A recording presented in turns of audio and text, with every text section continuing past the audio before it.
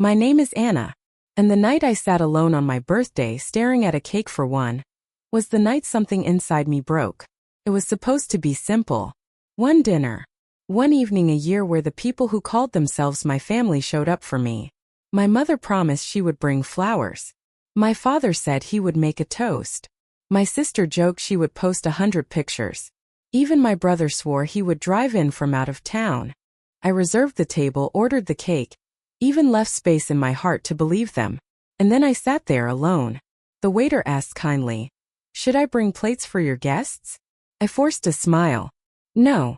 No one is coming. The candles flickered in the dim light. I waited for footsteps, for laughter, for the familiar sound of my family sweeping in late as usual. But the doors never opened. My phone stayed silent. Not one message.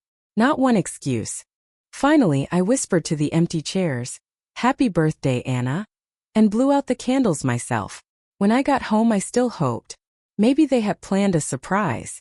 Maybe something had gone wrong. But then I opened social media and the truth stabbed deep. Photos of my family filled the screen. They were gathered at my parents' house, smiling around a cake, my sister's favorite flavor, not mine. They had chosen to celebrate without me. On my birthday, the betrayal left me cold. I scrolled through years of pictures and realized this was not the first time. My birthdays were always forgotten, blurred into other people's milestones. But this time was different. This time I had proof they remembered, and chose to erase me anyway. And the cruelest part? I had been the one holding them together. I co-signed the mortgage on my parents' house when their credit was too weak. I transferred money when bills piled up. I covered holidays, repairs, even groceries. My paycheck had gone not to myself but to them. To keep them safe. To keep them comfortable. To keep the family home standing. They needed me when it came to responsibility. But when it came to love, I was invisible. That night, as I lay in bed staring at the ceiling, I made a promise to myself. I would not beg them to see me anymore. I would not swallow the pain and let it pass like every other slight. This time their betrayal would cost them something real. Because they had skipped my birthday. But I had the power to skip something far greater. The next morning the mortgage bill came due. For the first time in 3 years I let it sit unpaid. First there was silence. Then my phone began to buzz. One call. Then another. My mother. My father. My sister. My brother. Their names flashed on the screen again and again. I didn't answer. Not once. Instead I sat in my chair, listening to the phone vibrate across the table. Each call another reminder. They had ignored me on the one night that mattered to me. Now I would ignore them on every night that mattered to them. The candles on my cake had burned out.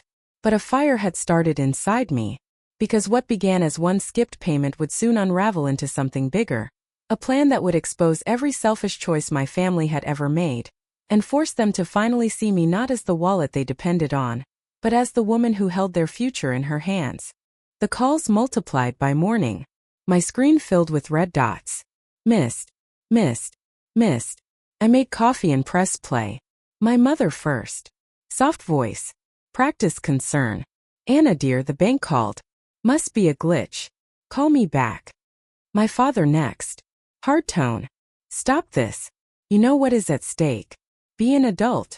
Call me." My brother. Casual. "You made your point. Pay it. We are busy." My sister.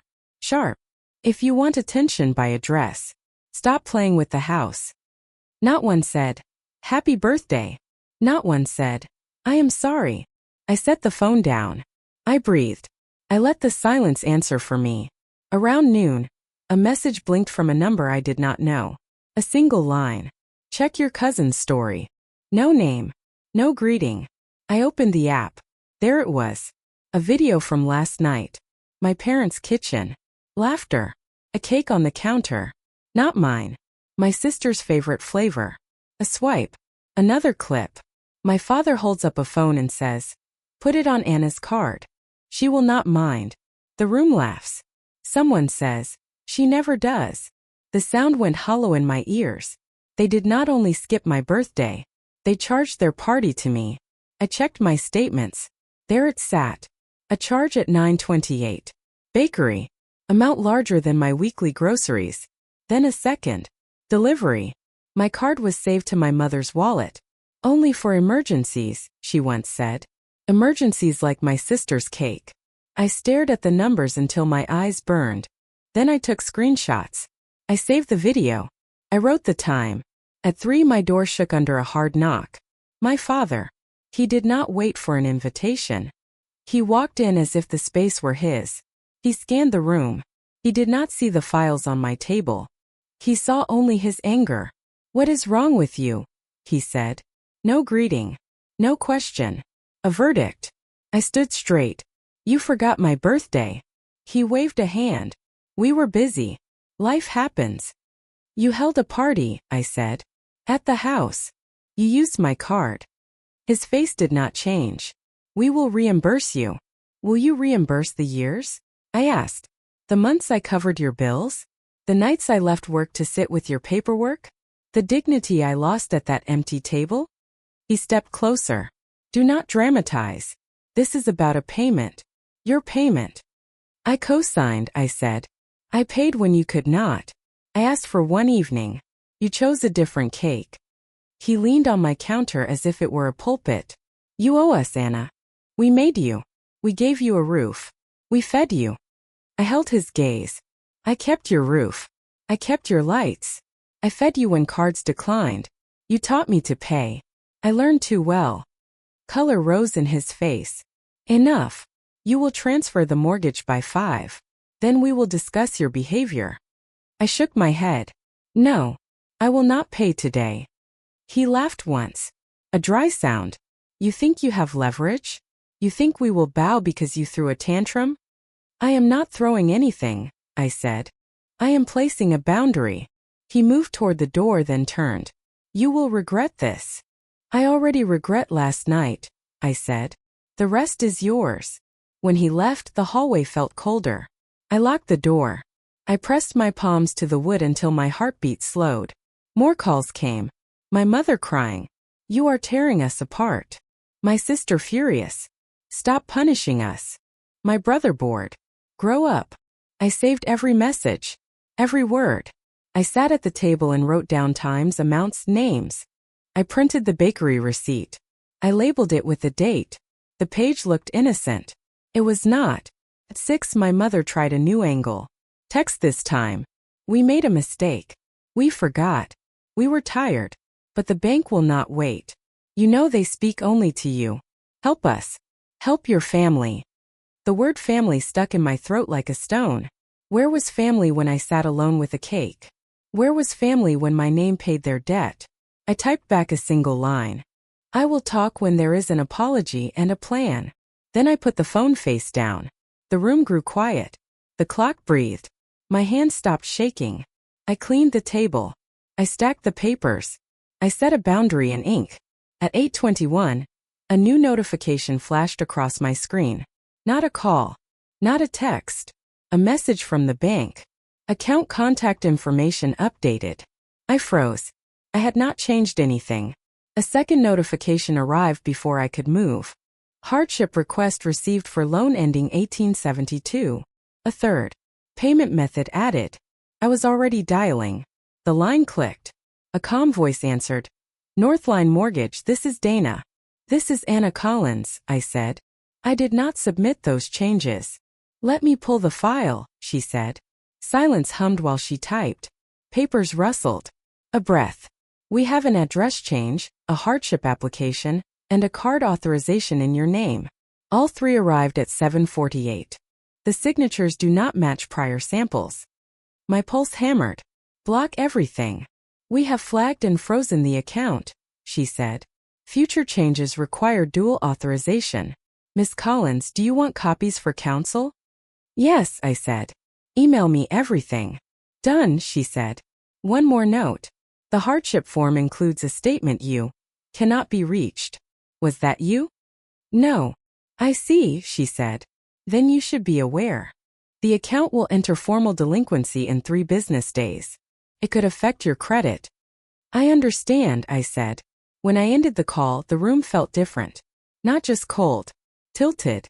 My family had skipped my birthday. They had used my card for their cake. And now they had tried to write my name into lies. I sat down. I pressed record on my phone. I spoke into the quiet. Time. Date. What the bank said. What I had saved. I would not rely on memory. I would rely on proof. The screen lit again. A group text I had not seen in years, family only. My name was not on it. A cousin screenshot it to me with a small note. You should know. The last message in the thread read, if Anna refuses, we file forbearance in her name. The bank never checks.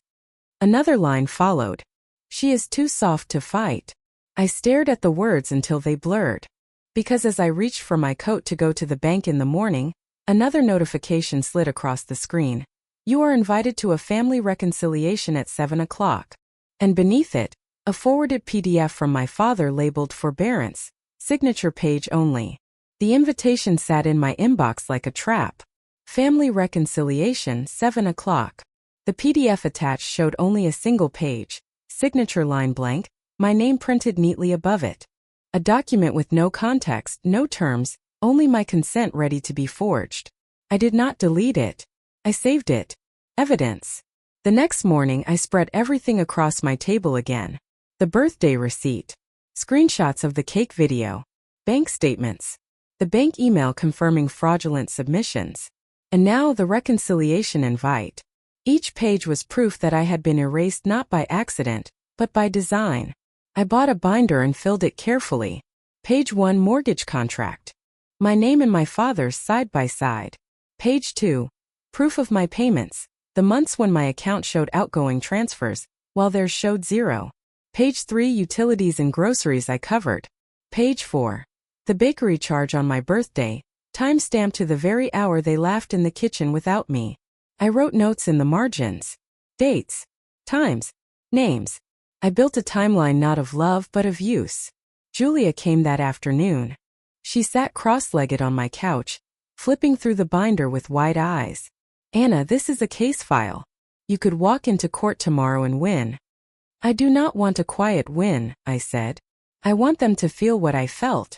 I want them to face it page by page. She nodded slowly. Then you need allies.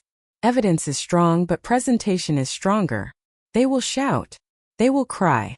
They will try to make you the villain. You need someone to stand beside you. Her words sank deep. For years I had carried their weight alone.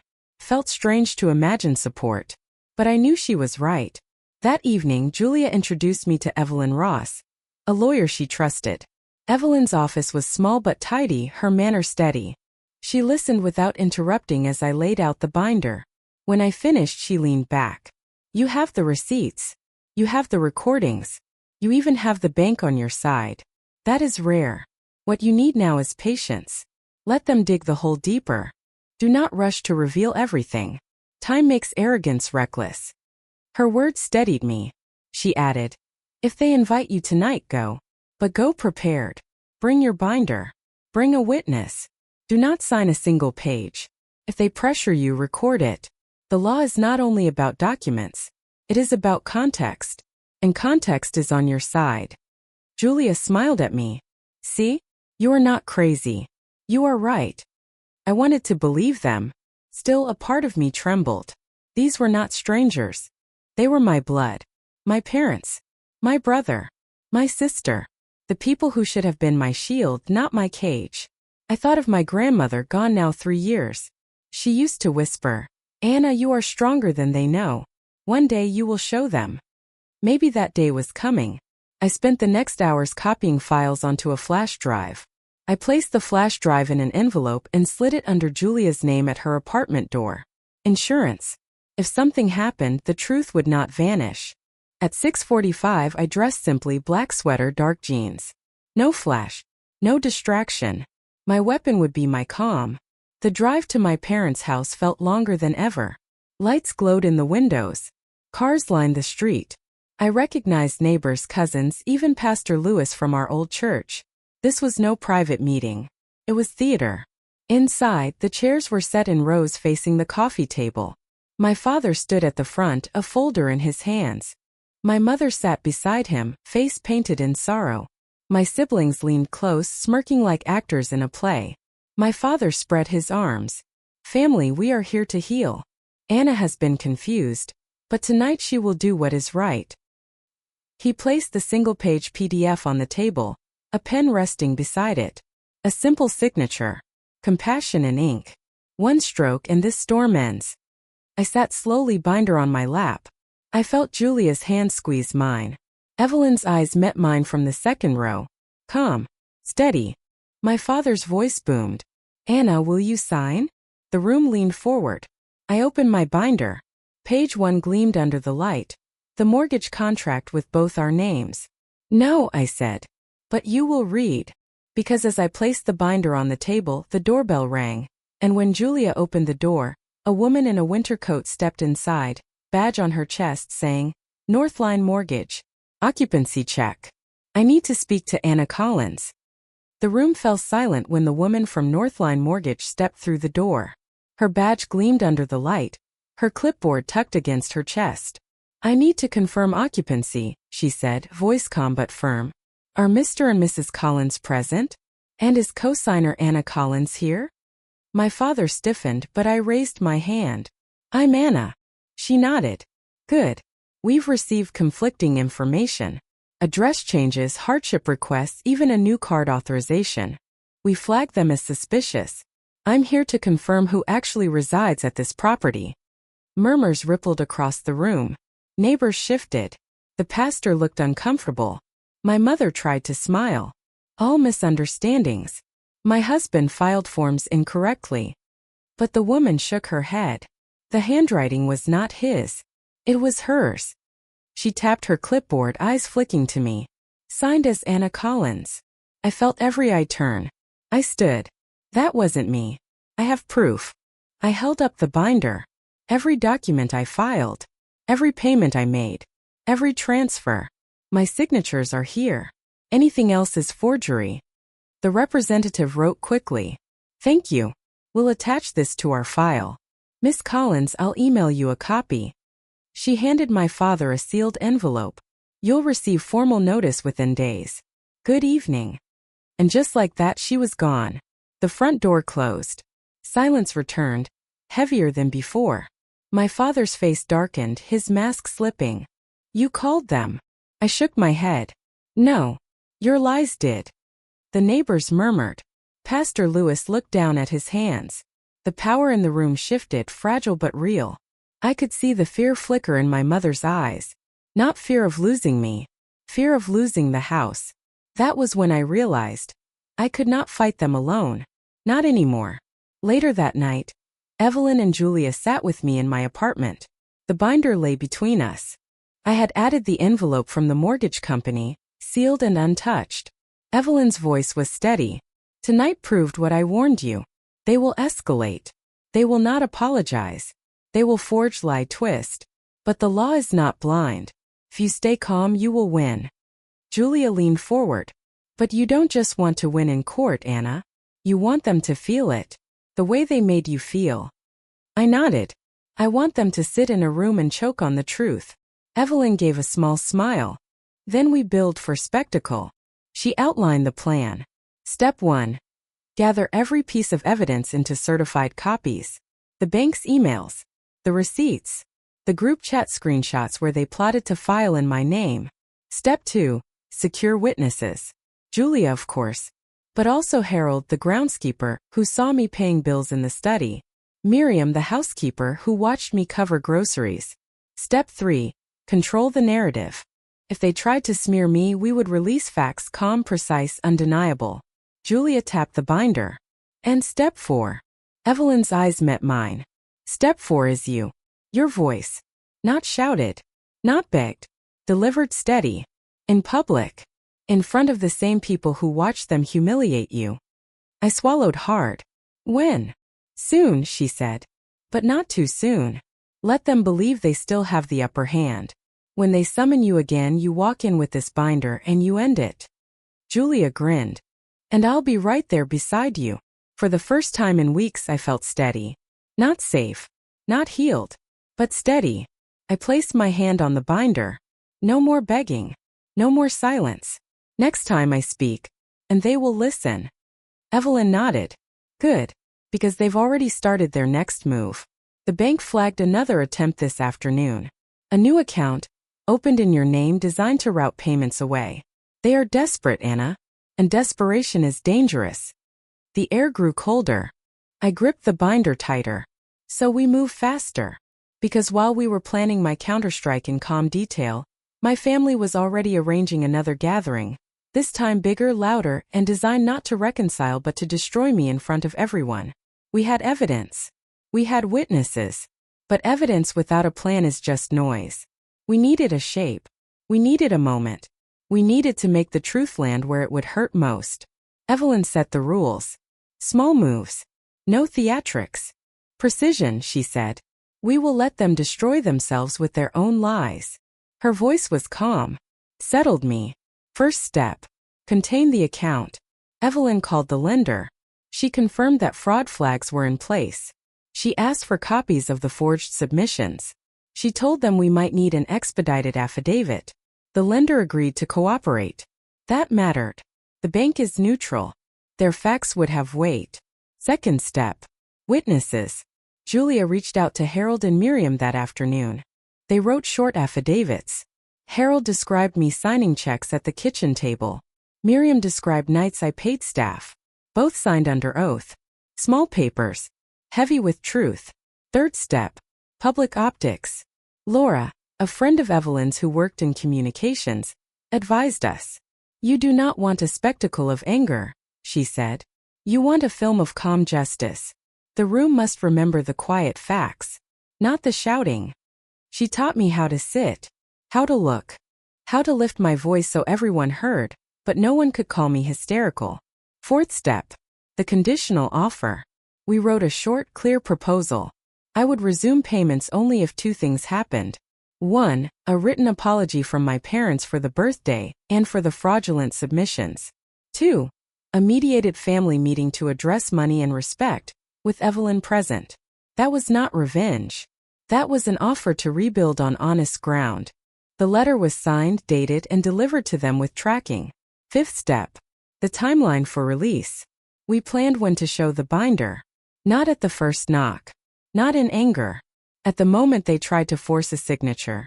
At the moment they pulled the old trick of staging neighbors and the pastor. We would arrive with bank emails and affidavits. We would sit silently until they spoke. Then we would present the facts. The public would watch. We counted on shame to do the rest. We rehearsed. Evelyn played my father. She hurled the usual lines. You owe us. You will ruin us. Practice my voice. Calm. Clear. Not pleading. Not loud. The receipts are here. The bank logged forged forms. The offer is on the table. Sign or don't sign. Julia drilled the details. She handled logistics. Who would sit where? Who would film the room if things went sideways? She put a small recorder in my pocket. It blinked discreetly. It would be a silent witness if others lied. We prepared a backup. The flash drive with everything went into a safety deposit box under my name. A copy sat with Evelyn. Another copy was with Julia. We covered the paper trail from all angles. If they burned one file, another would rise. Evelyn added a legal sting. She drafted a motion ready to file. It was not to punish. It was to protect. If the family tried to force a signature by intimidation, we would file it the next morning. The court would see the evidence, the false signatures, the attempts at forgery, the public coercion. The law would move fast when fraud and witnesses existed. I felt a strange clarity. Years of small erasures had calcified into a clean shape. I no longer felt like a doormat. I felt like a person who held decision. That decision was not cruelty. It was boundary. We set the date.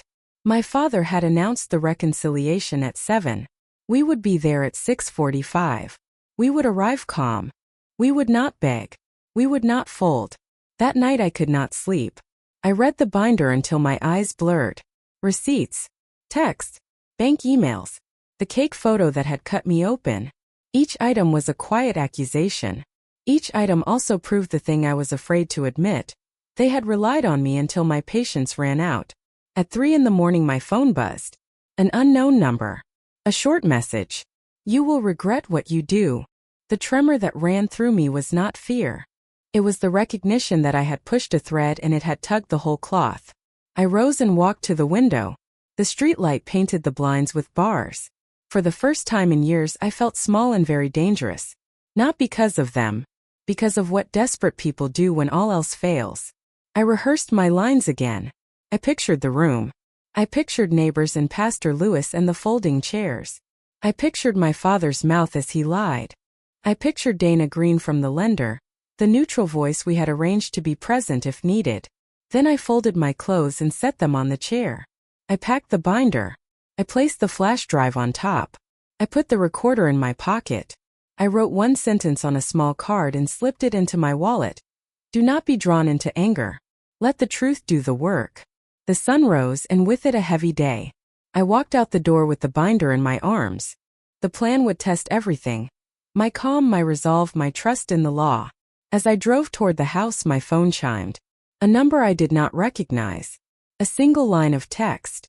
We have a note. Meet us tonight. Bring proof. Then a photo attached. My own cake from last night, framed by my father's hand on the table. I realized with a cold rush that they had one card left to play. And it was not legal. The message with the photo sat on my phone like a stone. The cake. My cake. The one I had eaten alone. Now it was on my parents' table, my father's hand gripping the plate like a trophy. Meet us tonight. Bring proof. They were no longer just defensive. They were baiting me. I sent the photo to Evelyn. She called within minutes. Anna, listen carefully. They're staging a scene. They want you cornered. Do not go alone. Do not go unarmed with facts. Julia's voice cut in on speaker.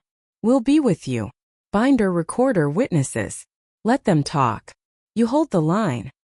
By late afternoon, I felt the weight of armor that was not metal but paper. My binder. My flash drives. Affidavits from Harold and Miriam. The letter Evelyn drafted.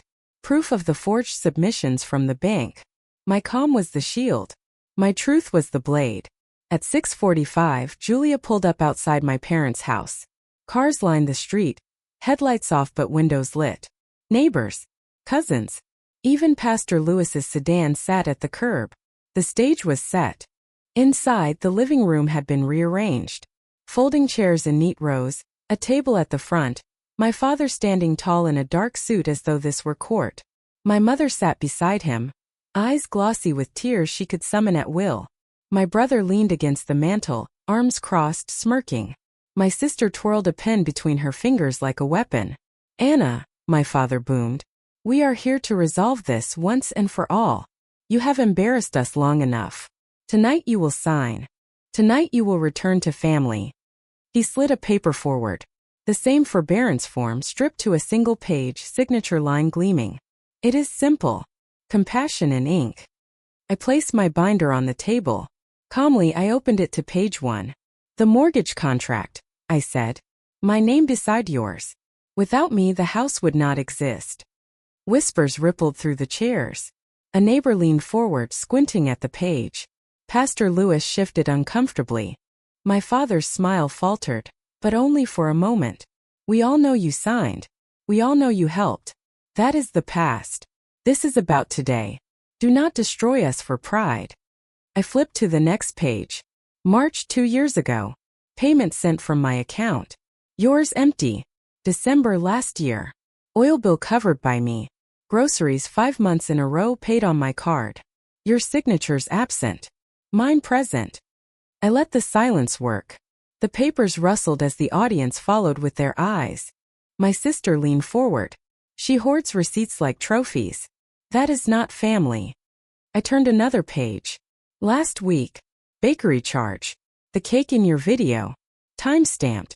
Paid on my card. On my birthday. While I sat alone. The room grew still. Even my mother's hand stopped twisting in her lap. I lifted the printed email from the bank. 3 days ago. Fraudulent hardship request. Address changed. My signature forged. The bank flagged it. Here is their notice. Evelyn, seated behind me, rose and handed copies to the pastor and 2 neighbors. Official documents from Northline Mortgage. Time-stamped. Verified. Gasps. A cousin muttered. She is right. My father's face tightened. This is poison. You twist facts to shame us. Evelyn's voice cut through like glass. Facts do not twist. They stand. Witnesses stand with them. She held up affidavits from Harold and Miriam. Both confirm Anna paid when you could not. The balance of the room shifted. Neighbors who had come expecting reconciliation now stared at my parents with unease. The pastor cleared his throat but said nothing. My father slammed his hand on the table. Enough. You will sign, Anna, or you will watch this family fall apart. I looked him in the eye. Family fell apart when you chose a different cake. His jaw twitched. He grabbed the pen and shoved it toward me. Sign. Or walk away forever. My hands did not move. My calm stayed steady. I will not sign. I will not be erased. The silence that followed was heavier than shouting. I could feel it pressing in from every wall. Then the doorbell rang. Julia rose to open it. On the porch stood Dana Green, the mortgage officer, flanked by a process server in a dark coat. She spoke clearly into the room. Mr. and Mrs. Collins, I am here with formal notice regarding suspected fraud on your account. Miss Collins as co-signer, you are copied. The process server stepped forward and placed 2 envelopes on the table. Service completed. Gasps erupted. My father's face drained of color. My mother's lips parted soundless. My brother cursed under his breath. Dana looked directly at me. Miss Collins, the bank will require your cooperation moving forward. We are prepared to testify if necessary. I nodded once. Thank you. She left, the door clicking shut behind her. The silence returned, heavier now, poisoned by shame. My father's hand shook as he picked up the envelope. His eyes blazed when they met mine. You brought them here. I shook my head. No. Your lies did. Because in the next instant, my father ripped the envelope in half, scattered the papers across the floor and hissed, If the bank won't give me control, then I will take it another way. My father's words hung in the air like smoke. If the bank won't give me control, then I will take it another way. The room bristled. Neighbors shifted in their seats. Pastor Lewis frowned.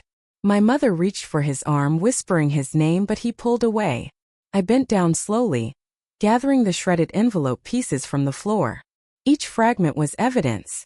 Each jagged tear proof of his desperation. I laid them gently on the coffee table, next to my binder, and looked up. Everyone in this room now knows the truth, I said. I saved this house. I carried it when you could not. And when I asked for one night, you gave me silence. Tonight, you tried to give me forgery. Gasps rippled through the crowd. Julia leaned closer, whispering, Steady, Anna. Let the truth land. My father slammed his fist. You want applause for doing your duty? We raised you. We clothed you. I flipped open to another page. Receipts lined in neat rows. Clothing you charged to my card. Vacations you funded through me. Bills you left for me to cover. Duty is love. What you gave me was dependence dressed as care. My sister rolled her eyes. This is pathetic.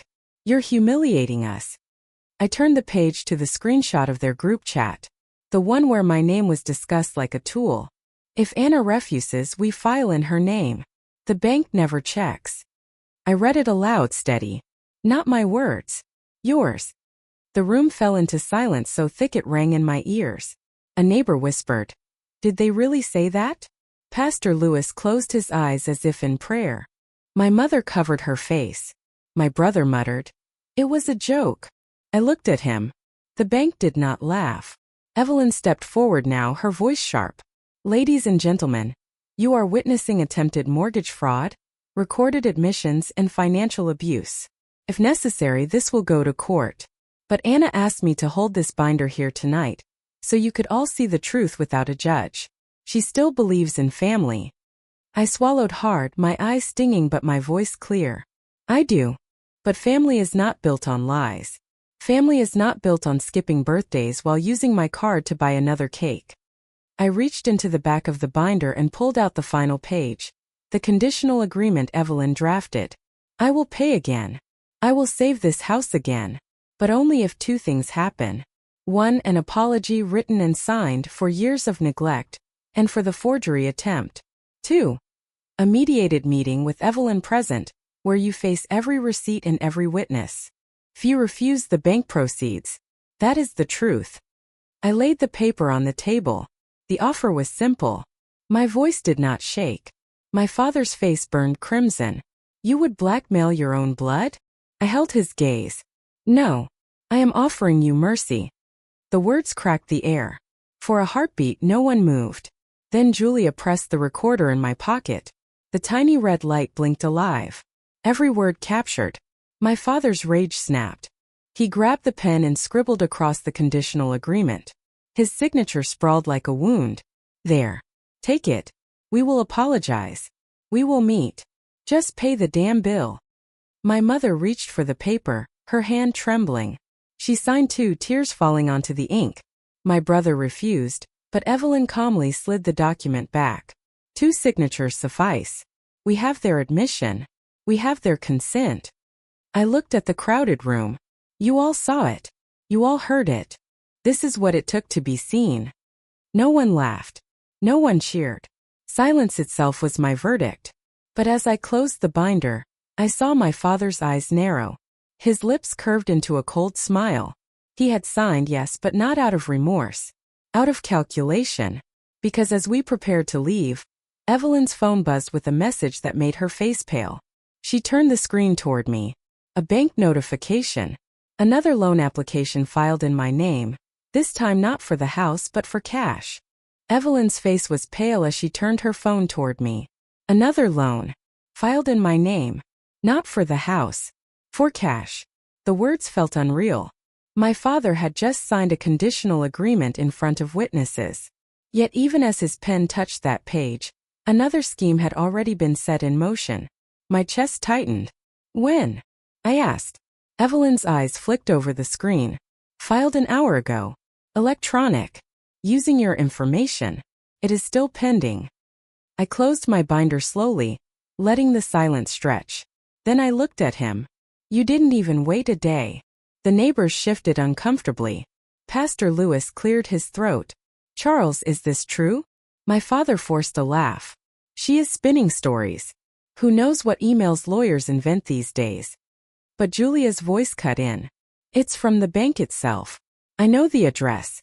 I used to work in finance. You cannot fake their headers. The room rippled with whispers. Faces turned not to me but to him. For the first time he stood alone in their gaze. My mother's hands twisted in her lap. She whispered, You promised no more. You said this would end tonight. He snapped at her. Silence. The command cracked the air. The pastor recoiled. A neighbor muttered, We came to help, not to watch this. Evelyn stepped forward. Her tone was surgical. This is fraud stacked on fraud. Forging hardship requests. Changing addresses. Now a loan application in his daughter's name. Every attempt logged. Every attempt preserved. You all are witnesses. If we take this to court, you will be called. I lifted my head. And I will not shield them anymore. The words left my mouth like fire. 4 years I had been their wall against consequence. Tonight I tore the wall down. My sister leapt to her feet, her voice sharp. You are destroying us, Anna. For what? For one stupid birthday cake? I faced her. Calm. Not for the cake. For the years. For the nights I paid while you laughed. For the lies. For the signatures you forged in my name. This is not about cake. This is about dignity. Her cheeks flushed. She sputtered but found no reply. My brother tried next. You always wanted to play the victim. Fine. Keep your money. But without us, you are nothing. I met his eyes. Without me, the house is gone tomorrow. The silence that followed was crushing. The truth rang louder than their insults ever could. My mother broke then. Tears streamed down her face. Anna, please. Don't do this. We will lose everything. I almost wavered. Almost. But then I remembered that lonely cake. The silence of unanswered calls. The sting of being erased. I steadied my breath. You lost me long before tonight. Evelyn folded the conditional agreement and slipped it into her briefcase. This document now lives in 2 places. Bank counsel will receive copies in the morning. Any attempt to alter it will fail. Your signatures are binding. And the attempted loan tonight? Already flagged. The lender has confirmed fraud. There is no undoing this. Neighbors rose quietly. Some avoided eye contact. Others nodded at me faintly, as though they had seen a shadow lift. Pastor Lewis pressed my hand. Truth is painful, Anna. But truth heals. I did not answer. Healing felt far away. What I felt now was a strange clarity. A line had been drawn, and I would not cross back. My father slammed the door as people left, his pride collapsing into rage.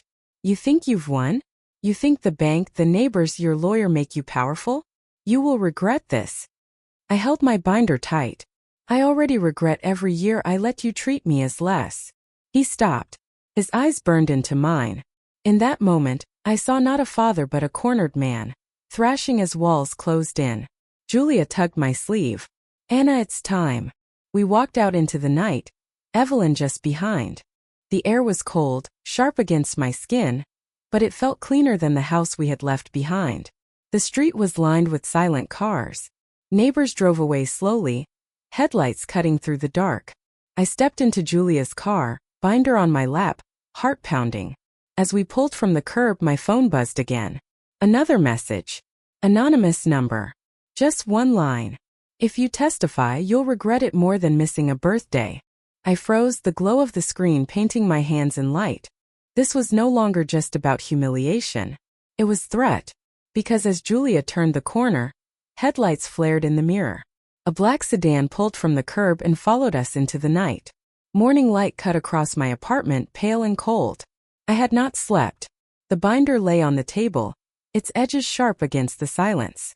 Julia snored softly on the couch, having refused to leave me alone after the sedan followed us home. Evelyn had checked every lock before she left, promising we would meet again at noon.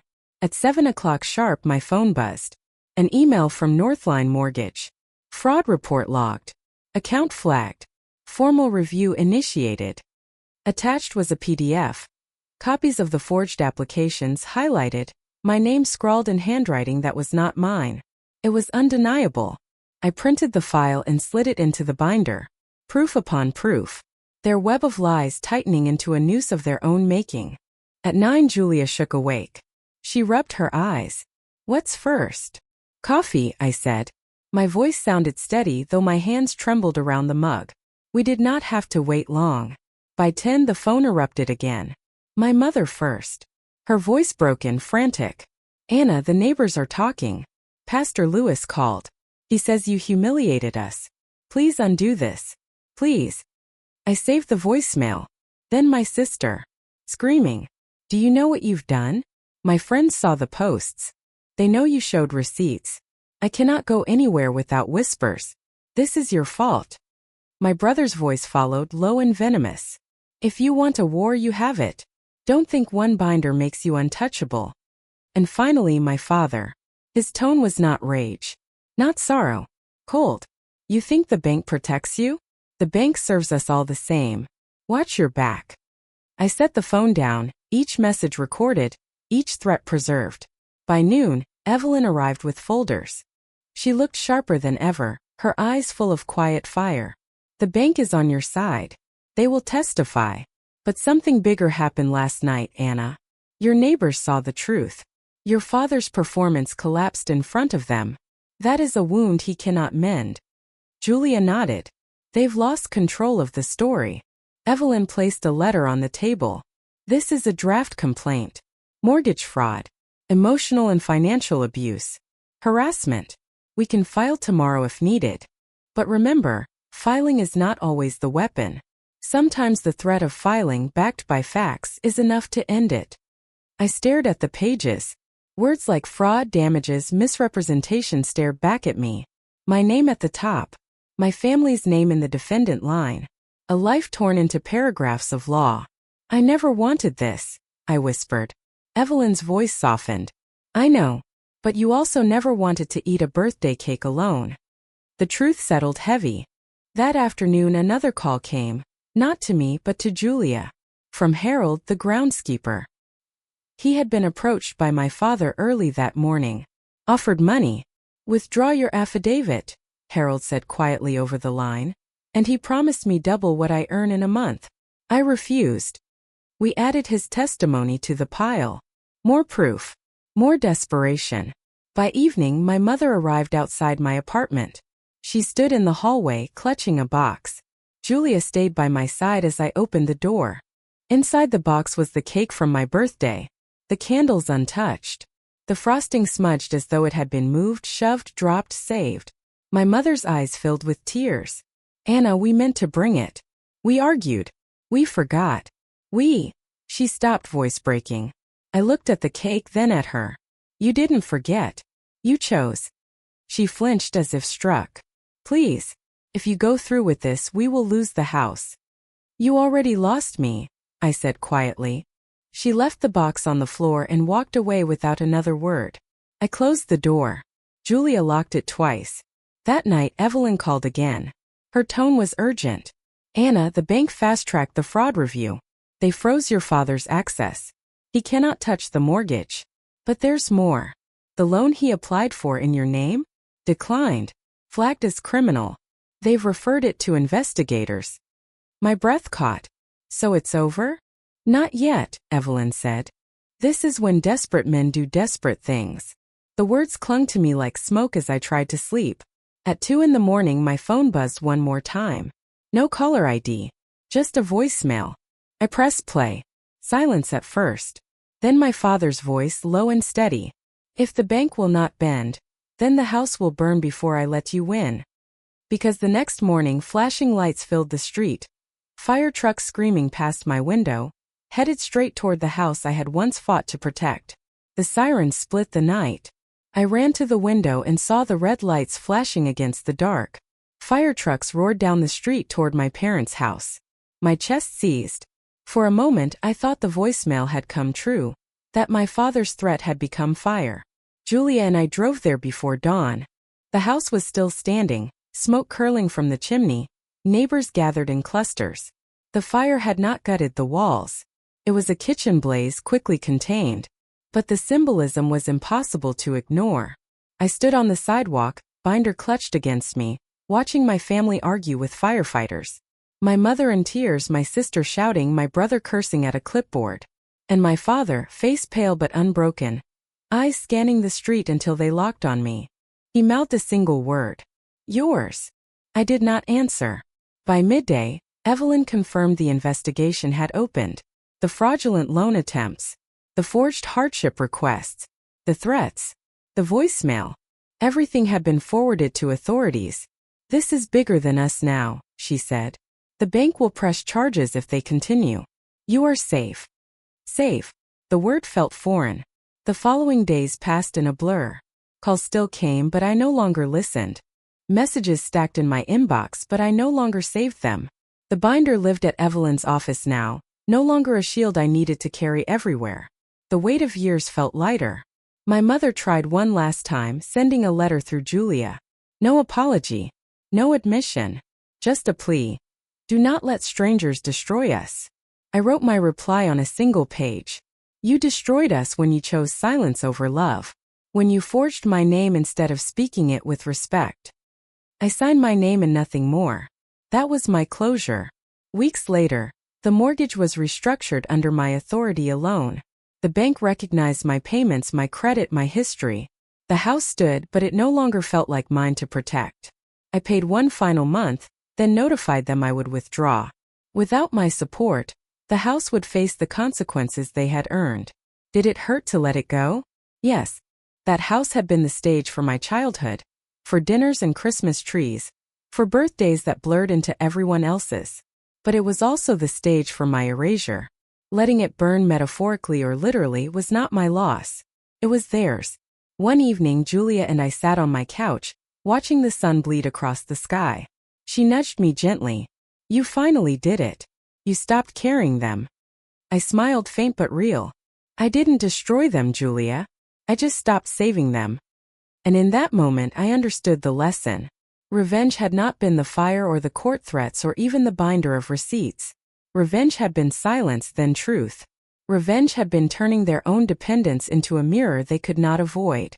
For years I believed family meant sacrifice. But sacrifice without respect is not love, it is exploitation. The night they skipped my birthday, they proved what I had always feared. I was invisible to them. The day I skipped the mortgage payment, I proved what they had always ignored. I was the one holding everything up. Now, for the first time in my life, I was free of their weight. I know some of you listening may carry families like mine. Families who smile in public but wound in private. Families who take without giving, who call dependence love and silence duty. If that is you, hear me, you are not a wallet. You are not invisible. You do not owe endless sacrifice to those who refuse to see you. Boundaries are not cruelty. They are survival. And sometimes the most powerful revenge is not shouting or breaking, but standing still while the truth tears the mask away. I am Anna. My family skipped my birthday. I skipped their mortgage payment. And in that simple act, I took back my life. If you believe in standing up against betrayal, in choosing dignity over silence, stay with me. Share your own stories.